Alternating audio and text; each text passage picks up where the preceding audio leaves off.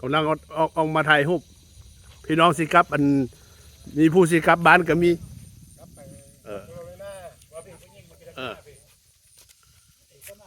เอาแท้ยังอีกอยู่2-3 มื้อเอาดอกไม้พี่เจ้าปิ่นหลังจะดอกไม้บ่เก้าเย็บไปพุ่นก็ใช่มาแนวนี้เอาจะไปบ่เดี๋ยวเราบ่ได้เป็นมานี้จะคันว่ากับสร้างอะไรเพิ่นแล้วเนาะ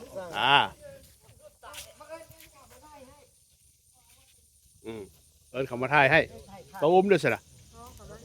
เอาปลาอุ้มนี่ยังบ่ครับยับเข้าหน่อยนึงเอาไปยับเข้ากันมาทางหน้าเฮาทั้งสู้ก็ยับออกมาทางนอกหน่อยนึงไหมมาไม่ประจุโอ้ยบังไม้บ่ มีบังเขาไหมเห็นอยู่ว่าดอกไม้ก็เห็นเฮาต้องยับไปหน่อยนึงบังกับเจ้าพวกเราบังกับเจ้าเลย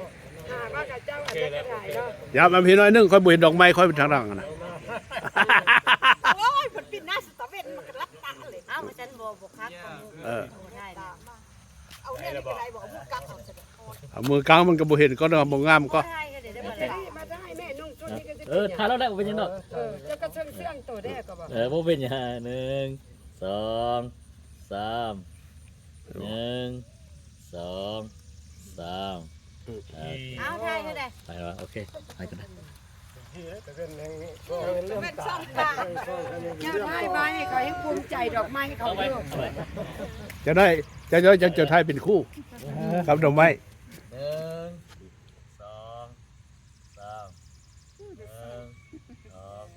1 2 3โอเคใจกันพูดกันดีโอ้ตะเกียบไปแล้วนี่ก็ได้อีกจักหลักดอกไม้งามโอเค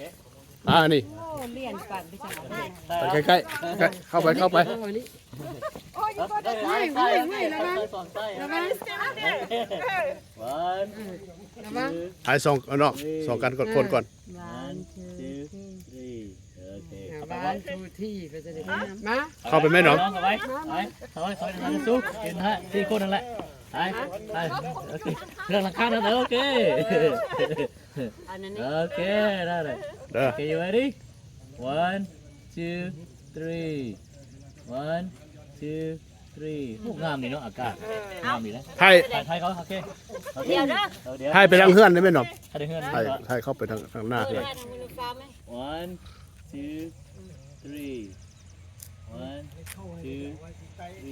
3งามดีด้วยงามดีถ้าเราตั้งใจถ้ามันเป็นให้ไว้ทางหน้าเฮือนจะงามเอาไว้ตรงท้ายทางนั้นไอ้ถ่ายเข้ามาทางหน้าเฮือนโอเคมันจะงามถ่ายหน้าเฮือนโอเค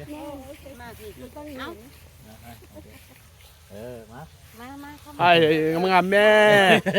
ยับพูดนะน้องต้นไม้พี่นะน้องเอาทางหน้าเฮือนพูดนะหน้าเฮือนเลยดอกไม้ก็ส่วนสาระได้ปลูกดอกไม้ก็เขาได้ถ่ายแต่ละปีเลยเนาะบ้านเพิ่นถ่ายลงกองกันนะบ่ถ่ายรูปจักเทื่อเด้บ่เทื่อรูปเจ้าของถ่ายแต่ดอกไม้ไว้เอาเจ้าดอกไม้ข้างกลางรถว้าล่ะโอเคล่ะแม่นโอเค1 2 3 1 2 3โอเคของในนอมเด้องาม1 2 3ได้บ่1 2 3ขอบใจงามลายโอ้เนาะได้เฮือนงามปานนี้ก็มีดอกไม้ก็ได้เบิ่งดูดิวัดสุบอนเลยพี่ลูกพี่ลำเป็นตามื่นบ่ตาตัวระบ่แว่นตามาใส่นะสุเนาะงามคือน่าจะกี้15เป็นเล่นมันเหตุการณ์เครื่องมือเหมือนโอ้ดีเนาะพิ้งแล้วก็ไปเลยไปก็สู้กันยังไงสุย่างไว้เลยไหมจะสุย่างไว้หลายคนสิถ่ายกับดอกไม้ค่อยน่ะเอามือจับดอกไม้ได้ไหมฮะเด้ออันนี้เด้อนั่นสาวหนองแวงกำลังซ้ำส่วนดอกไม้อันนี้บ้านสาวหนองแวง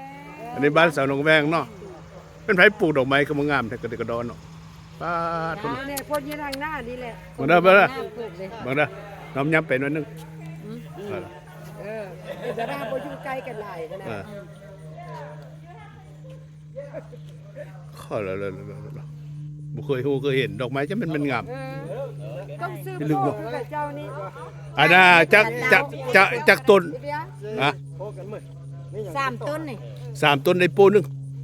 3 ต้นได้3 สี แล้วบัดนี้แต่ละปีอันนั้นเอา ตาย มันตาย แล้วปลูกใหม่ ตายปลูกใหม่โอ้ ดอกอันนี้มันค่อยก้าวเอง ดอกอันเหลืองนี่ อันนี้ก้าวเองหมดนี่ อันนี้ฉันก้าวเองหมดอยู่ ห้วยคันลงทุนนี่เป็นพันบ่ได้คันสิว่านี่เนาะดอกไม้ กระบ ซื่อ ฮอด อันใด ต้นมั่มอย่าทิ่มเด้อเอาไปปลูกเด้อ อันใด มันเป็นอันดอกยาม ไปไหว้เดือน11นะยามคนตายนะ เขาซื้อมายาที่เดือนมันมาขายถือก็เอามาโปะคุมกัน ยำ เดือน10เดือน11มันเริ่มขึ้นเนาะ ที่โทษมันใหญ่หน่อย เออ จังนั้นมันออกดอก แล้วว่าปลาไปเลยได้ เดี๋ยวมันโกอัพเอบีอ่ะ นั่นเด้ เอาดอกไม้สมุน นั่นเด้ไอ้พี่ไอ้แม่ตัวนี้เด้ตัวเฮาชื่อได้เลยทุกปีเลยแม่ตัวนี้เด้โอเค โอเค ไปเมืองฝรั่งเด้อ โชคดี ที่นำยี่เมืองฝรั่ง เด้อเขาเด้อ พบกันใหม่ ยินดี กัน เด้อ นะมีหยังกัน พบกัน เด้แม่นบ่ เบิ่งอันน่ะเบิ่งสถานีเลยมี นี่แม่ตัวนี้เด้ มี ตัวนี้เด้ ดอกไม้เก่าแล้ววะ แม่ตัวนี้เด้ตัวซื้อไปบ้ายอันนั้นน่ะ แม่น เฮาไปซื้อแล้วเป็นหมู่ กั กับ น อันนั้นก็ได้ อันเดียวกัน โกเอบีเยอะ เป็นตะปลูกได้ปลูกอยู่บ้านอันทางลุ่มอันนั้นต้นหยังก็ต้นอัน หลายปีขึ้นบ่ขยายมันใหญ่ๆๆๆเอา แล้วมันเป็นปรุงเองเห็นดิเขาซื้อมากับสมมติว่ามันต้นเนี่ยเขาซื้อปลูกไปนี่ดอกนี่สะบ้าหอมนี่ อันนั้นเราใช้ให้เฮา ไม่ได้อะไรตัวแรกมันก็มา เราใช้ให้เฮามันมีหัววัดยามมันเกิดก็เกิดดอกแม่หอม ดอกอันนี้เขาอันนี้ นี่แหละว่าเรามีหัวเราใช้ให้เฮาอยู่ แล้วมันเป็นกระดอกนางกวักขนาด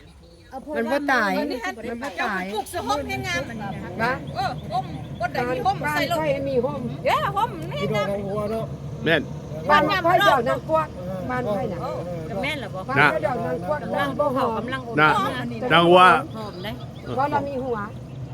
อันเนาะแต่ว่าตัวมีหัว เนาะมันบ่มีหัวที่ ตัวนี้เป็นหัวของเขาจะเป็นหัว หัวบ่ใหญ่ บอกว่าใหญ่แล้วมันแตกเอง มันแตกเอง มันมักห่มดอกนี่ มาบ้านใกล้บ้านโฮมบ้านบ่อนั้น อันนี้กระเจ้าบ้านยามเป็นดอกขึ้นที่ดี หน้าบ้านของ อ๋อพื้นดอกอันนี้นะมันมักห่มคันปลูกสะแดดนั่นบ่งามอันนี้ บ้านเฮามันบ่มีแดดอยู่แล้ว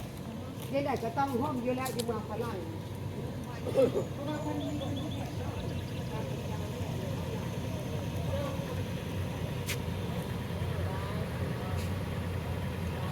เนาะแคลิฟอร์เนียโอ้มาแติไกลเด้อนี่เนาะ มาถึงนอตคลอยหน้าออกแล้ว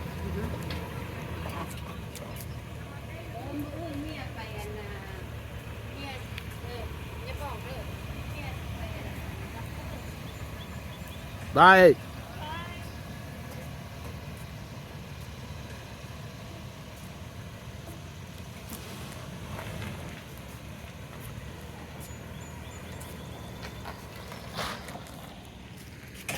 กว้างๆ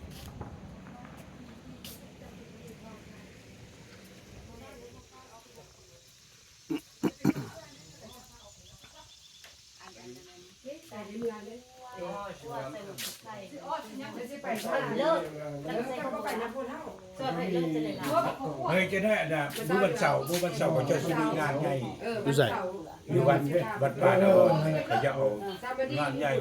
งานใหญ่เลย โอ้กังเว้นปะ ที่พาไปกับบ้านน่ะ ยอดฟ้า คืนนี้มาไกล โอเค เจดีย์นะ อยู่ใกล้บ้านเฮาติ อยู่ใกล้ๆอยู่ใกล้ๆบ้านคน ทั้งเหนือทั้งไป อยากไปอยู่เฉย ไปให้ปีไปพอดีแล้วเว้ยเจ้าสถานีเจ้าเห็นนั่น ไปหันกินเพื่อจะ วัดลาวเนาะ ต้มขนมมันอันนั้นพอมันอยากได้เอาเมื่อกินน้ำตาล ตัวนี้บ่ไปเดี๋ยวมามีแต่พวกเราไป นี่แต่ว่าปุญญา ไปตอนน้ำมัน Si tu peux trouver un gilet pour moi, un truc. แก้หนาวดีป่ะ Ouais, c'est pour la maison. Parce qu'il fait froid. เจ้าก็ได้เอามาในตัวป่ะ J'ai pas- โอ้ก็กิน เอาเพราะ แล้ ว่าว มีชิเล่ของพาด้าของพาด้า ลวกผักกับกิน ของพาด้านี่พ่อมาเอามานี่อยู่เฮือนนะ Non, moi, กิน je veux บ่ un แก truc บอก de-